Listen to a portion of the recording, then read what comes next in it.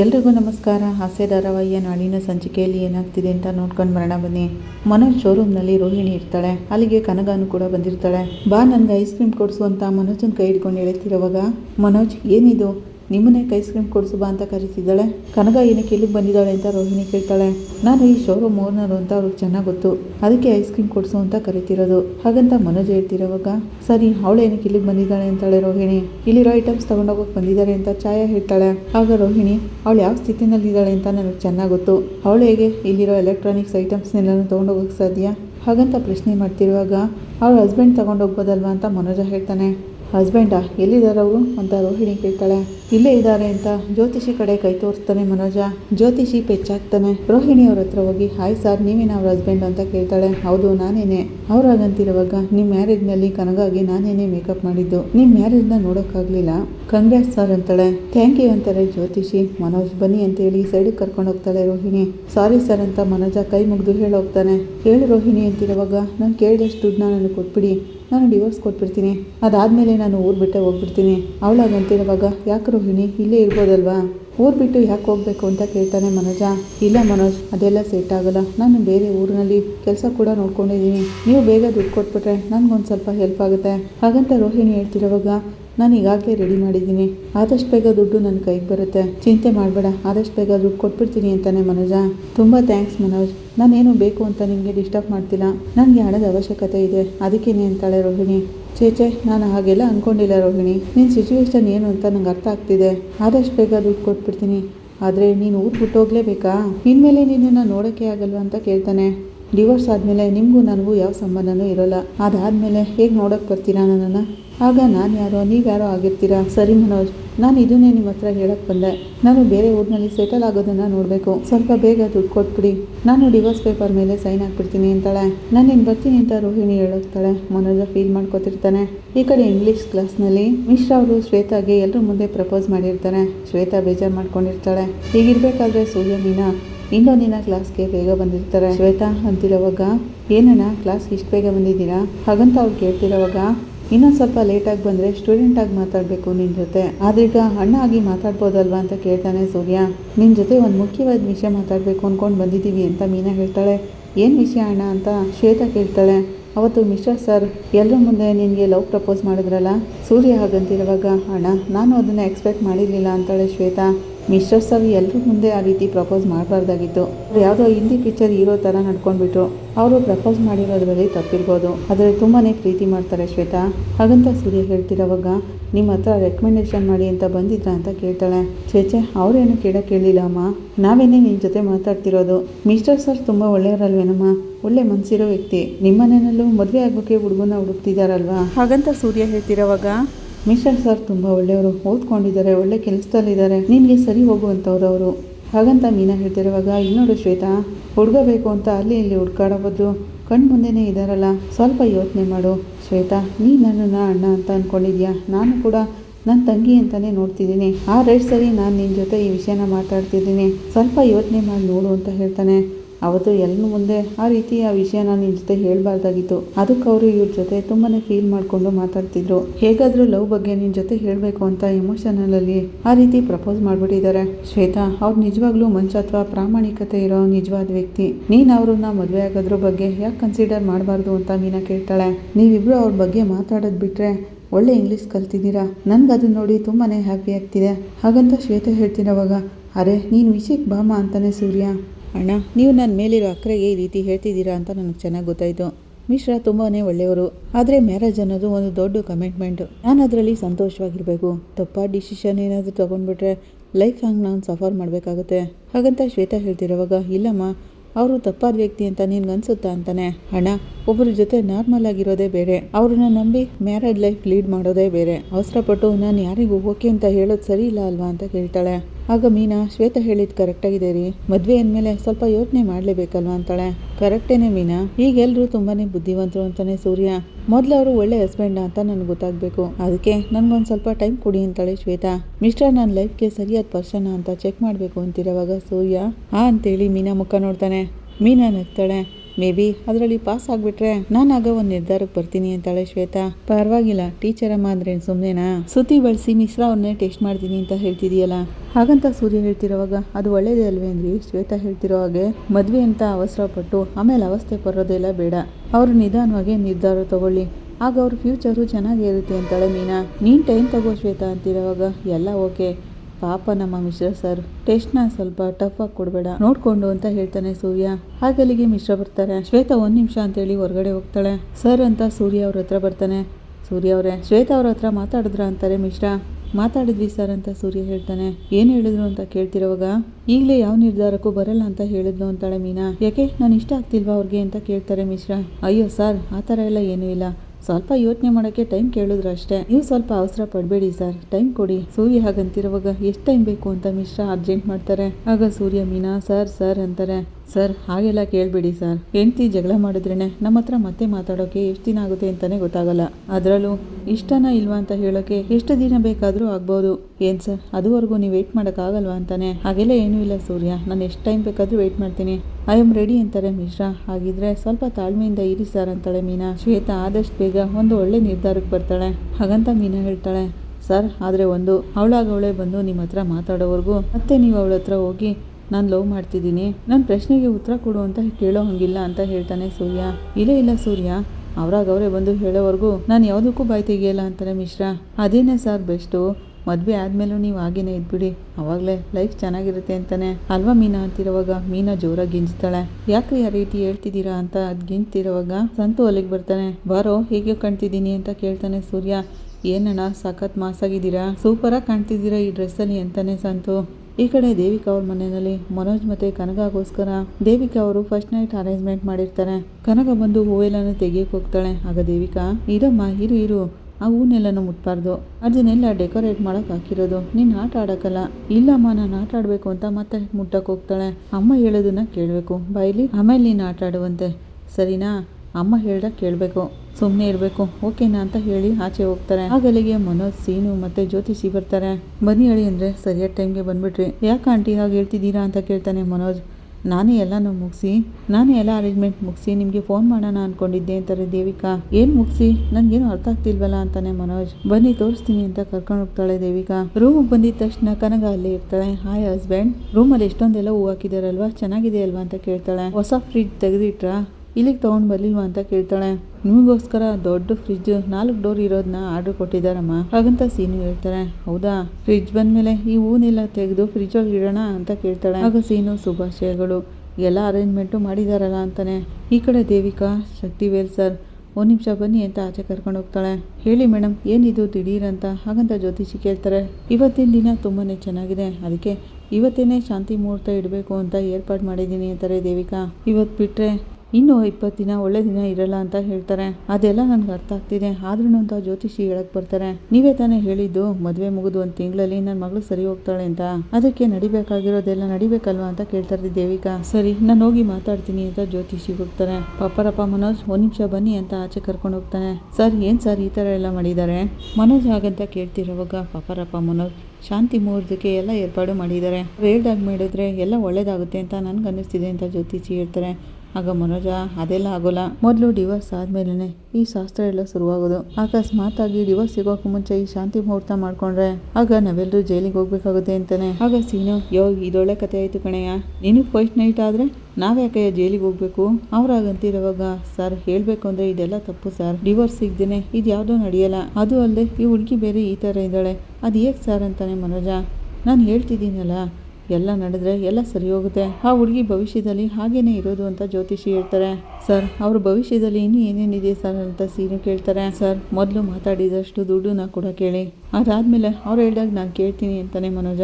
ಇಲ್ಲ ಪಾಪರಪ್ಪ ಮನೋಜ್, ಇದು ನಡೆದಾದ್ಮೇಲೂ ಕೂಡ ಅಂತ ಜ್ಯೋತಿಷಿ ಹೇಳಕ್ಕೆ ಬರ್ತಾರೆ. ಇಲ್ಲ ಸರ್, ನಾನೇ ಆಂಟಿ ಹತ್ರ ಮಾತಾಡ್ತೀನಿ ಅಂತ ಮನೋಜ ರೂಮ್ಗೆ ಹೋಗ್ತಾನೆ. ಆಂಟಿ, ಮದುವೆ ಮುಗಿದ ಕ್ಷಣದಲ್ಲೇ ನಾನು ನಿಮಗೆ ದುಡ್ಡು ಕೊಡ್ತೀನಿ ಅಂತ ಹೇಳಿದ್ರಲ್ವಾ, ನಾನು ನಿಮ್ಮ ಮಾತು ಕೇಳಿ ತಾಲಿ ಕಟ್ತೆ. ಹಾಗಂತ ಮನೋಜ್ ಹೇಳ್ತಿರೋವಾಗ, ಇಲ್ಲ ಅಳಿ ಅಂದರೆ ಅದು ಬಂದು ಅಂತ ದೇವಿಕಾ ಹೇಳಕ್ ಬರ್ತಾರೆ. ಆಂಟಿ ನೀವು ದುಡ್ಡು ಕೊಡ್ತೀರಾ ಅಂತ ಅಂದ್ಕೊಂಡು ಅದನ್ನ ನಂಬಿ ನಾನು ಕೆಲವೊಂದು ಕಮಿಟ್ಮೆಂಟ್ಗಳನ್ನ ಇಟ್ಕೊಂಡಿದ್ದೀನಿ, ಅದರಿಂದನೇ ಕೇಳ್ತಿರೋದು. ಇದೆಲ್ಲದಕ್ಕಿಂತ ಮುಖ್ಯವಾಗಿ ನನಗಿನ್ನೂ ಡಿವೋರ್ಸ್ ಆಗಿಲ್ಲ, ಅದಕ್ಕೆ ದುಡ್ಡಿನ ಅವಶ್ಯಕತೆ ಇದೆ. ನೀವು ಅವತ್ತೇ ದುಡ್ಡು ಕೊಟ್ಟಿದ್ರೆ ಈಗ ಎಲ್ಲಾನು ಸರಿಯಾಗಿ ಮುಗ್ದಿರೋದು. ನೀವು ಅದನ್ನೆಲ್ಲ ಮಾಡ್ದೇನೆ ಈಗ ದಿಢೀರಂತ ಶಾಂತಿ ಮುಹೂರ್ತ ಇಟ್ಕೊಂಡಿದ್ದೀರಲ್ಲ. ಮನೋಜ್ ಅಂತಿರುವಾಗ, ಆಗಲ್ಲ ಅಳಿ ಅಂದರೆ ಇದು ಯಾವತ್ತಿದ್ರೂ ನಡಿಲೇಬೇಕಲ್ವಾ ಅಂತಾರೆ ದೇವಿಕಾ. ಅದು ಅಲ್ಲದೆ ಇವತ್ತಿನ ಮುಹೂರ್ತ ಬಿಟ್ಟರೆ ತುಂಬ ದಿನ ಮುಹೂರ್ತ ಇಲ್ವಂತೆ. ದೇವಿಕಾ ಹಾಗಂತಿರುವಾಗ, ಆಂಟಿ ಈಗೇನಾದರೂ ಶಾಂತಿ ಮುಹೂರ್ತ ನಡೀತು ಅಂತ ಇಟ್ಕೊಳ್ಳಿ, ಬೇಲೆ ಸಿಗದೆ ಇರೋ ಹಾಗೆ ನಾವೆಲ್ಲರೂ ಜೈಲ್ ಸೇರ್ಕೋಬೇಕಾಗುತ್ತೆ ಅಂತಾನೆ ಮನೋಜ. ಮೊದಲು ನಾನು ಡೈವೋರ್ಸ್ ತಗೋಬೇಕು, ಅದಕ್ಕೆ ಹೇಳ್ತಿದ್ದೀನಿ, ದಯವಿಟ್ಟು ಮೊದಲು ದುಡ್ಡನ್ನ ಕೊಟ್ಬಿಡಿ ಅಂತ ಹೇಳ್ತಾನೆ. ಇಲ್ಲ ಅಳಿ ಅಂದರೆ ಮೊದಲು ನಡಿಬೇಕಾದ್ದೆಲ್ಲ ನಡೀಲಿ ಅಂತ ದೇವಿಕಾ ಹೇಳ್ತಾನೆ. ಆಗ ಮನೋಜ, ಆಂಟಿ ಡಿವೋರ್ಸ್ ಸಿಗದೆ ನಾನು ಈ ಶಾಸ್ತ್ರಕ್ಕೆಲ್ಲ ಒಪ್ಕೊಳ್ಳೋಕ್ಕಾಗಲ್ಲ. ಮದುವೆ ಮಾಡ್ಕೊಂಡ್ರೆ ದುಡ್ಡು ಕೊಡ್ತೀನಿ ಅಂತ ಹೇಳಿದ್ರಿ, ನನ್ನ ಮದುವೆ ಆದೆ. ನೀವು ಹೇಳ್ದಂಗೆ ಮದುವೆ ಆಗಿದ ತಕ್ಷಣ ನೀವು ಕೊಡಬೇಕಾಗಿರೋದನ್ನ ಕೊಟ್ಬಿಡಬೇಕಾಗಿತ್ತು. ನಾನು ಹೇಳೋದನ್ನ ಅರ್ಥ ಮಾಡ್ಕೊಳ್ಳಿ. ಮೊದಲು ಡಿವೋರ್ಸ್ ಆಗಲಿ, ಇದೆಲ್ಲ ಮನೆಗೆ ಗೊತ್ತಾದರೆ ತುಂಬಾ ದೊಡ್ಡ ಸಮಸ್ಯೆ ಆಗುತ್ತೆ. ಅದಕ್ಕೆ ಮೊದಲು ದುಡ್ಡನ್ನ ರೆಡಿ ಮಾಡಿ, ಮಿಕ್ಕಿದ್ದನ್ನೆಲ್ಲ ಆಮೇಲೆ ನೋಡ್ಕೊಳ್ಳೋಣ ಅಂತ ಹೇಳಿ ಮನೋಜ್ ಹೋಗ್ತಾ ಇರ್ತಾನೆ. ಅಳಿ ಅಂದರೆ ನಿಂತ್ಕೊಳ್ಳಿ ಅಂತ ದೇವಿಕಾ ಮನೋಜ್ ಹಿಂದೆ ಹೋಗ್ತಾ ಇರ್ತಾರೆ. ಆಗ ಜ್ಯೋತಿಷಿಗಳ ಹತ್ರ, ಏನು ಸರ್ ಈ ಥರ ಮಾತಾಡ್ಬಿಟ್ಟು ಹೋದ್ರು ಅಂತಾರೆ ದೇವಿಕಾ. ಅದೆಲ್ಲ ಏನೂ ಇಲ್ಲ ಮೇಡಮ್, ಇವತ್ತು ಪಪ್ಪರಪ್ಪ ಮನೋಜ್ಗೆ ಚಂದ್ರಾಷ್ಟಮ, ದೇವಸ್ಥಾನಕ್ಕೆ ಹೋಗಿ ಪರಿಹಾರ ಮಾಡಿಸ್ಕೊಡಿ ಅಂತ ಹೇಳಿದೆ. ಅವರು ಕೇಳಲಿಲ್ಲ. ನಾವಿಷ್ಟೇ ಸೈಲೆಂಟ್ ಆಗಿದ್ದು ಚಂದ್ರಾಷ್ಟಮ ಅನ್ನೋದು ಇಂಥ ಕೆಲಸಗಳನ್ನ ಮಾಡಿಸ್ಬಿಡುತ್ತೆ. ಅದಕ್ಕೂ ಮುಂಚೆ ಅವ್ರು ಕೊಡಬೇಕಾಗಿರೋ ದುಡ್ಡನ್ನ ನೀವು ರೆಡಿ ಮಾಡಿ ಕೊಟ್ಬಿಡಿ. ಅವ್ರ ಕೈಗೆ ದುಡ್ಡು ಹೋದ್ರೆ ನಾವು ಹೇಳ್ದಾಗ ಕೇಳ್ತಾರೆ. ನಾನು ನೀನು ಬರ್ತೀನಿ ಅಂತ ಜ್ಯೋತಿಷಿ ಹೇಳೋಗ್ತಾರೆ. ಈ ಕಡೆ ಪೂಜಾ ಅಮ್ಮ ಅಂದ್ಕೊಂಡು ರೋಹಿಣಿ ಮನೆಗೆ ಬರ್ತಾಳೆ. ಬಾ ಪೂಜಾ ಕೂತ್ಕೋ, ನಾನು ಹೋಗಿ ಕಾಫಿ ತೊಗೊಂಡು ಬರ್ತೀನಿ ಅಂತಾರೆ ಪ್ರಮೀಳಾ. ಅದೆಲ್ಲ ಏನು ಬೇಡಮ್ಮ, ಪರವಾಗಿಲ್ಲ ಅಂತಾಳೆ ಪೂಜಾ. ನೀನಾದರೂ ಅವಾಗವಾಗ ಮನೆಗೆ ಬರ್ಬೋದಲ್ವಾ, ಕಲ್ಯಾಣಿನ ಎಲ್ಲೂ ದೂರ ಮಾಡಿಬಿಟ್ರು, ನೀನೇ ಅವಳ ಜೊತೆ ಮಾತಾಡಲಿಲ್ಲ ಅಂದರೆ ಹಾಗಂತ ಪ್ರಮೀಳಾ ಹೇಳ್ತಿರೋವಾಗ, ನಾನು ಯಾಕಮ್ಮ ಅವಳ ಜೊತೆ ಮಾತಾಡದೇ ಇರಲಿ, ನಾನು ಏನಾದರೂ ಹೇಳಿದ್ರೆ ಅವಳು ಮತ್ತೆ ಕೋಪ ಮಾಡ್ಕೋತಾಳೆ. ಎಲ್ಲಿದ್ದಾಳೆ ಅವಳು ಅಂತ ಕೇಳ್ತಾಳೆ ಪೂಜಾ. ಒಳಗಿದ್ದಾಳೆ, ಬಂದ್ಬಿಡ್ತಾಳೆ, ನೀನು ಕೂತ್ಕೊ ಅಂತಾರೆ ಪ್ರಮೀಳಾ. ಸ್ವಲ್ಪ ದಿನದಿಂದ ಅವಳು ಏನು ಮಾಡ್ತಿದ್ದಾಳೆ ಅನ್ನೋದೇ ನಂಗೆ ಅರ್ಥ ಆಗ್ತಿಲ್ಲ. ಇದಕ್ಕೂ ಮುಂಚೆ ಅಳಿಯಂದ್ರ ಜೊತೆ ಸೇರಲೇಬೇಕು ನಾನು ಅಂತ ಹೇಳ್ತಿದ್ದು, ಈಗ ನೋಡಿದ್ರೆ ಡಿವೋರ್ಸ್ ಕೊಡ್ತೀನಿ ಅಂತ ಹೇಳಿದಾಳೆ. ದಿಢೀರಂತ ದುಬೈಗೆ ಹೋಗ್ತೀನಿ ಅಂತ ಬೇರೆ ಹೇಳ್ತಿದ್ದಾಳೆ. ಅವ್ರಾಗಂತಿರೋವಾಗ, ಏನು ದುಬೈಗ ಅಂತಾಳೆ ಪೂಜಾ. ಹೌದಮ್ಮ, ಅಲ್ಲೋಗಿ ಕೆಲಸ ಮಾಡ್ತಾಳಂತೆ. ನನ್ನನ್ನು ಕೃಷ್ಣ ಊರಲ್ಲಿರಿ ಅಂತ ಹೇಳ್ತಿದ್ದಾಳೆ. ಹಾಗಾದ್ರೆ ಕೃಷ್ ಓದೋದು ಅಂತ ಕೇಳ್ತಾಳೆ ಪೂಜಾ. ಊರಿನಲ್ಲಿ ಸೇರ್ಕೊಳ್ಳಿ ಅಂತ ಹೇಳ್ತಿದ್ದಾಳೆ. ನಾನು ಒಬ್ಳನ್ನೇ ಬಿಟ್ಬಿಟ್ಟು ಅವಳು ಎಲ್ಲಿಗೂ ಹೋಗ್ತೀನಿ ಅಂತ ಹೇಳ್ತಿದ್ದಾಳಲ್ಲಮ್ಮ.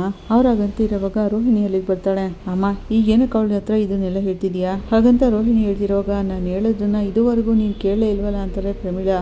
ಏನೇ ನಿಜವಾಗ್ಲೂ ದುಬೈಗೆ ಹೋಗ್ತಿದ್ಯಾ, ಏನೇ ದಿಢೀರಂತ ಹಾಗಂತ ಪೂಜಾ ಕೇಳ್ತಿರೋವಾಗ, ಈ ಊರಿನಲ್ಲಿ ನನಗೆ ನೆಮ್ಮದಿಯಾಗಿರೋಕ್ಕೆ ಆಗಲ್ಲ. ಮನೋಜ್ ಜೊತೆ ಸೇರಿ ಬಾಳ್ಬೇಕು ಅಂತ ಆಸೆ ಪಟ್ಟೆ, ಆದರೆ ಮನೋಜ್ ಅವರು ಆಗ ಅನ್ಕೊಂಡೇ ಇಲ್ಲ.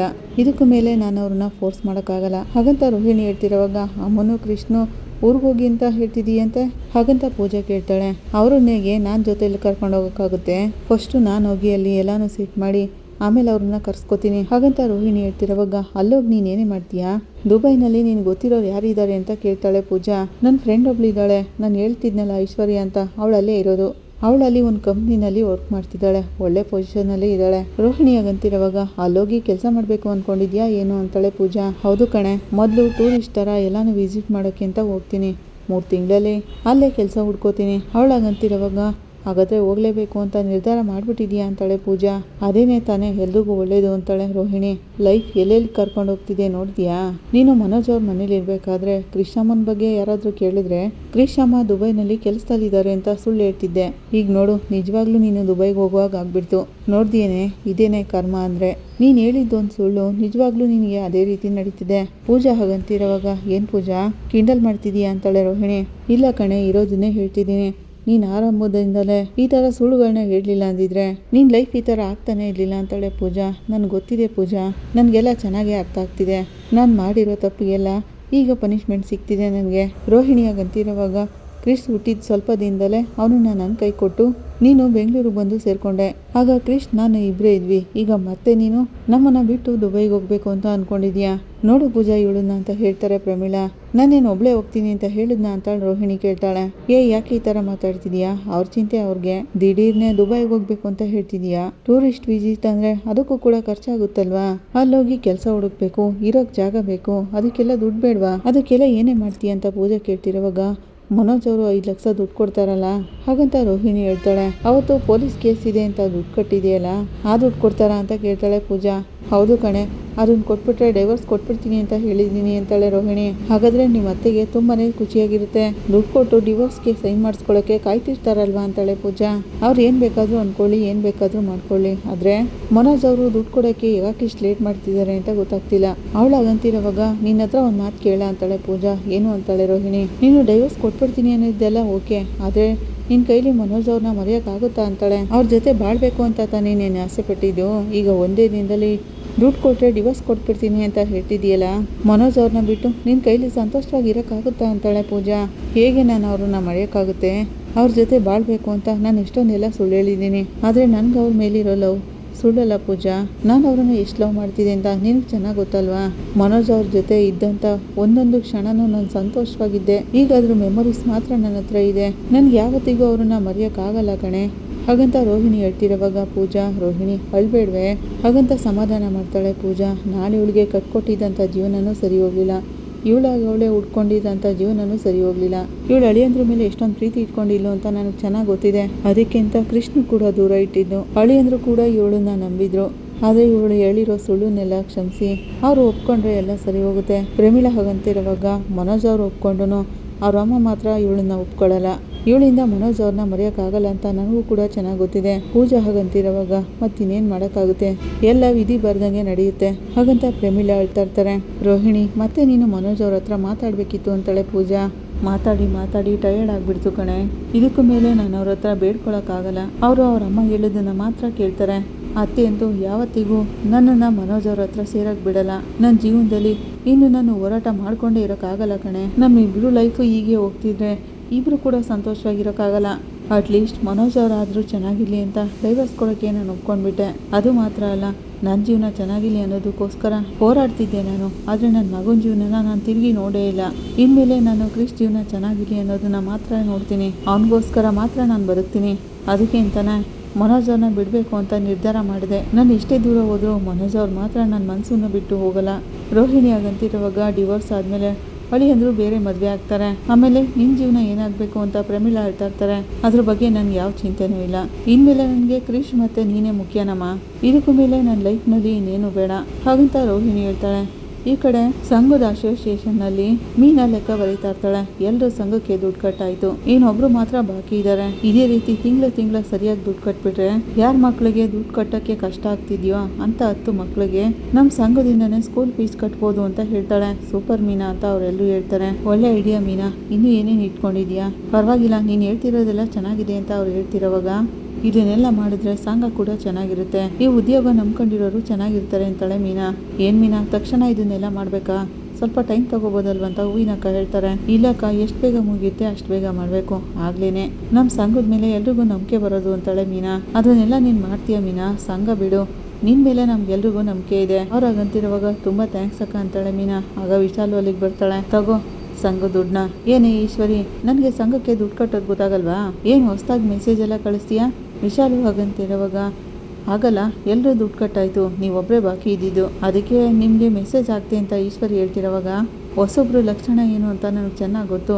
ಅದು ಸರಿ, ಯಾರೋ ಗೋಲ್ಡ್ ಕಾಯಿನೆಲ್ಲ ಕೊಡ್ತೀನಿ ಅಂತ ಹೇಳ್ತಿದ್ರು, ಅದೇನು ಅಂದರೆ ನನ್ನ ಮಗಳನ್ನ ಏಮರ್ಸಿ ಕರ್ಕೊಂಡೋಗಿ ತನ್ನ ತಮ್ಮನಿಗೆ ನನಗೆ ಗೊತ್ತಿಲ್ಲದಿರೋ ಹಾಗೆ ಮದುವೆ ಮಾಡಿಕೊಂಡು ಎಂತೆಂಥ ಅನ್ಯಾಯ ಮಾಡಿದ್ದಾರೆ. ಈ ಅನ್ಯಾಯನ ಕೇಳಿ ಕಂಪ್ಲೇಂಟ್ ಕೊಡೋಣ ಅಂದರೆ ಅದು ಆಗ್ತಿಲ್ಲ ಹಾಗಂತ ವಿಶಾಲು ಹೇಳ್ತಿರೋವಾಗ, ವಿಶಾಲಮ್ಮ, ಇದು ಸಂಘದ ಆಫೀಸು, ಇಲ್ಲಿ ಸಂಘದ ಬಗ್ಗೆ ಮಾತ್ರ ಮಾತಾಡಿ, ಸ್ವಂತ ವಿಷಯದ ಬಗ್ಗೆ ಮಾತಾಡೋದೇ ಬೇಡ ಹಾಗಂತ ಈಶ್ವರಿ ಹೇಳ್ತಿರೋವಾಗ, ಏನೋ ನನ್ನ ಮುಂದೆನೇ ಮಾತಾಡೋ ಲೆವೆಲ್ಗೆ ಬಂದ್ಬಿಟ್ಟಿದೀಯಾ? ನಿಮ್ಮ ಸಂಘದ ಅಧ್ಯಕ್ಷೆ ನನ್ನಿಂದ ನನ್ನ ಮಗಳನ್ನ ದೂರ ಮಾಡಿದ್ದಾಳೆ, ಅದೆಲ್ಲ ನಿಮಗೆ ತಪ್ಪು ಅನ್ಸಲ್ಲ ಅಲ್ಲ? ಪರವಾಗಿಲ್ಲ, ಗಾಳಿ ಯಾವಾಗಲೂ ಒಂದೇ ಕಡೆ ಬೀಸಲ್ಲ, ಮುಂದೊಂದು ದಿನ ನನ್ನ ಕಡೆನೂ ಬೀಸ್ಬೋದು ಹಾಗಂತ ವಿಶಾಲು ಹೇಳ್ತಿರೋವಾಗ, ಗಾಳಿ ಬೇಕು ಅಂತ ಯಾರ ಪಕ್ಕನೂ ಬರಲ್ಲ, ಅದು ಬೀಸೋವಾಗ ನಾವೇ ಅಲ್ಲೋಗಿ ನಿಂತ್ಕೋಬೇಕು.